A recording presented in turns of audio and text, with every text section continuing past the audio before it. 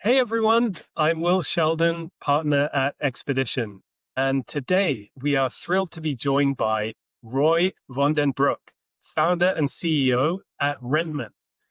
When we here at Expedition are meeting with high growth software companies with bootstrapped, capital efficient roots here in Europe, one topic that is almost always top of mind is expanding in the US. So today we're going to be going deep on that, given Rentman's remarkable growth in North America and globally. Roy, thanks for joining us. Thanks for having me, Will. So before we turn to the US, just to level set for people who don't know, what is Rentman?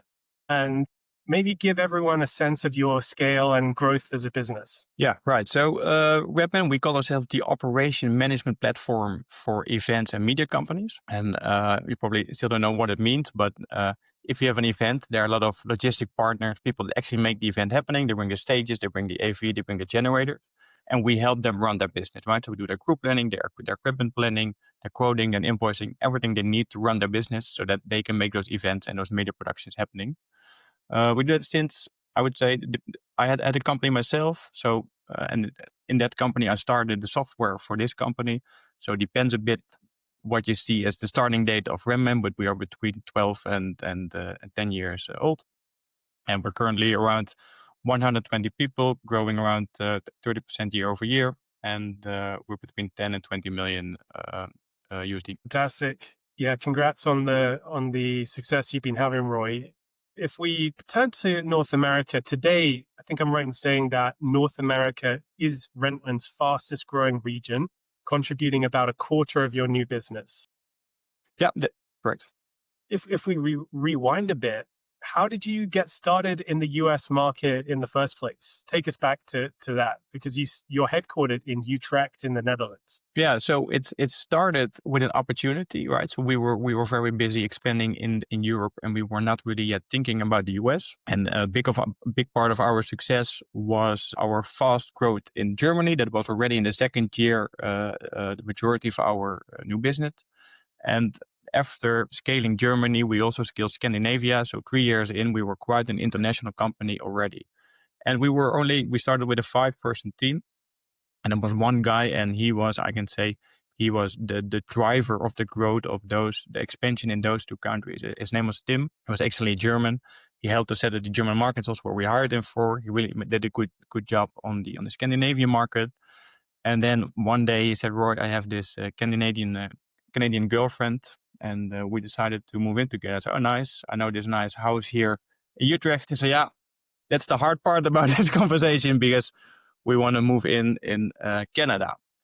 So to Toronto. And of course, there was a bit of pity. We were not really thinking about moving to the US, but we also didn't want to lose Tim. So it said, "Oh, well, if what if you still keep working for Rentman, and we're going to see how it works out if you're going to experiment a bit in North America." So he started there just alone, experimenting, bringing the market, doing the research. And I think after 1.5 years, we made the call. Oh yeah, let's see if we can make this market working. And then 4 years ago, we hired our first employee, set up the office there in Toronto, and decided, okay, let's see if we can get this done. Love that story. And it's actually funny how often we hear that there's this opportunistic situation where someone wants to move over and the founders will lean into that, and it has a habit of working out. So I think it's really interesting that your North American base is Toronto, not New York, not San Francisco. Tell us more about that. In hindsight, you've been there 5 years or so now. Is that something that you think has been a success factor for Rentman in North America? Yeah, so I think that topic changed quite a bit since Trump got the second time elected to the office, right? So right now it's hard for us to oversee what are the pros and cons. We are not really affected by all the new geopolitical situation that much, but it's hard to foresee if I would still recommend it because we don't know where this is going. But before he started, I think I would recommend this to everybody for two things. I think for three things basically. So in Toronto, where we're based, the talent pools is extremely big, and there's not that much competition as you would see in the bigger US based US cities. The labor market is extremely more competitive than to the US. If you do salary benchmark, it's quite significantly different. And I think the culture of Canada is more a mix between North America, what you need to do your sales, but also the European value. So for us, it works really well to hire there. Fantastic. And when you're covering North America, Roy, do you have other go-to-market folks scattered around North America, or do you run it all from your hub in Toronto? Yeah. So, and I think this advice does not automatically work for everybody, right? Because different companies have different go-to markets. But I think what's important for us is that our go-to market really relies on inbound leads and a good support experience already in the trial, right? So we have built a system because we're so vertically based. We are able to find the right companies with our content going to the right trade shows. So we can be very precise in our messaging, and we got already from the Utrecht office, we can do quite some inbound leads already from the US, right? So we don't need that much marketing people there. What we needed there is sales for the inbound leads and the support people, the CSMs to follow it up. So that's where we started our team with. But different people have different GTMs. If you rely more on sales or you do more outbound, then you probably would assemble a different team with different priorities.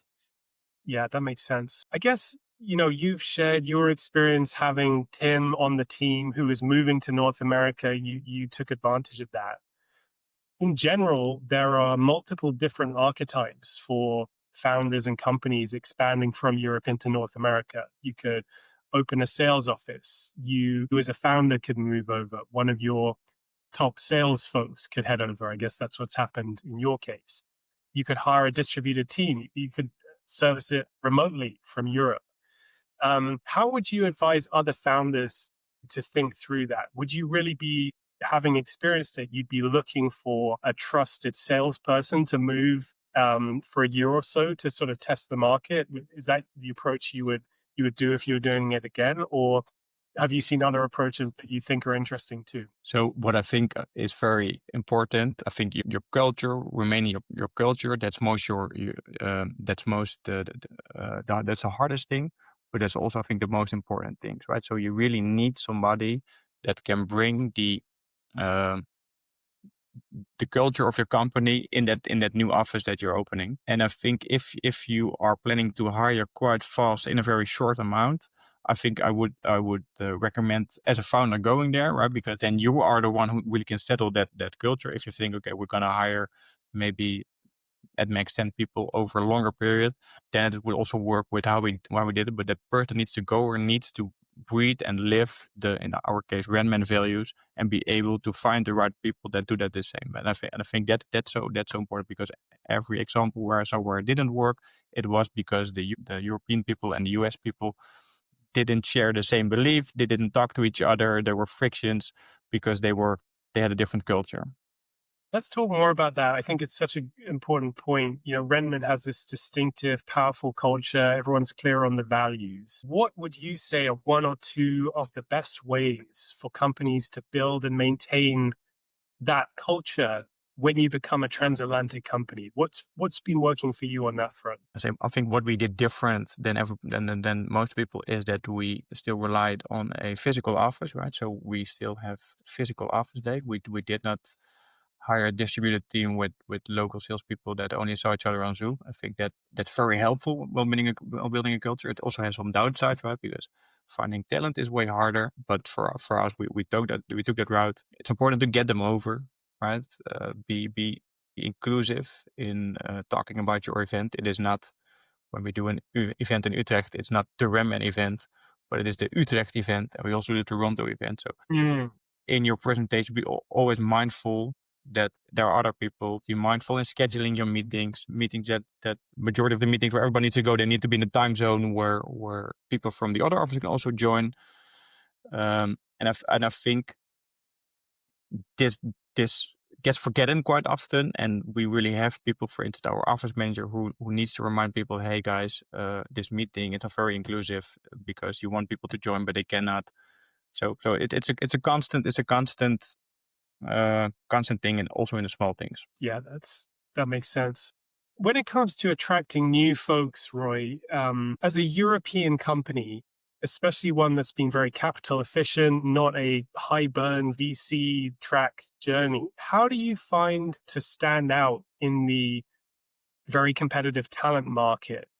So I think it goes for everything in life. So when you are different, that comes with pros and it comes with cons, right? So if you are doing things, so you mentioned a traditional VC funded company, probably hires a lot of people, see what sticks and what doesn't stick. But then you get people where things maybe matter a bit less, where they can make less of a difference. They're part of a bigger group, probably a bit more unstructured, where you can say, okay, we take a different approach here, and that comes with certain pros.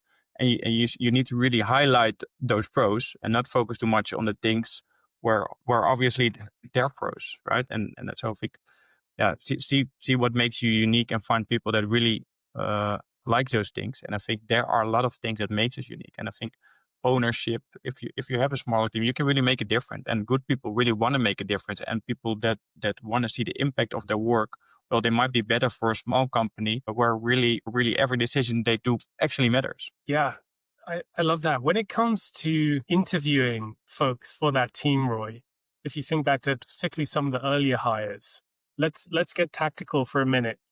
Let's say you're interviewing a new potential salesperson in the US or in North America. What are one or two of your favorite interview questions or techniques to really cut through to what matters for you on those hires? Yeah, so when you talk about interviewing people from North America, you really open Pandora's box here, because that was really my biggest surprise. When we started somebody there, we started hiring, and I flew over to help with the hiring, do the interviews. And the first call said, "Wow, this is really an A talent. Oh, it this person really done this and this in this way." And I was not really used to people being able to sell themselves so well, right? That's really different. And I think our Dutch culture might be even more polite on this. But it took me quite a time to see that difference, that okay, this person might be just as good as the people we would hire in the Netherlands, but is able to sell him or herself just way better. Yeah. And maybe that does not answer your question. What was your question again, Will? Fortunately, so given that backdrop, right, given that they're so good at selling themselves, how do you actually cut through to decide who is really that talented person who's aligned with your values versus someone who's just sold himself well in the first interview? Yeah, so I think even more important, you have to make sure that your scheme works. There is probably the past experience interview where you really assess what that person has done, and it's more important than ever to really ask them about what was your influence on this project, what did you do, what's your own experience, and really go into the depth and make a good explanation of what this role was of that person. And you need to hire people that have shown that they did it before, right? I think that's your biggest success. We zoom out a bit, Roy, and you think about the commercial success that you're having in the US. One of the frameworks we like a lot here at Expedition is crossing the chasm. You start with early adopters and gradually you win more and more customers, and suddenly it becomes the obvious choice to go with your product. But that initial crossing the chasm from the early believers and innovators to the majority is tough.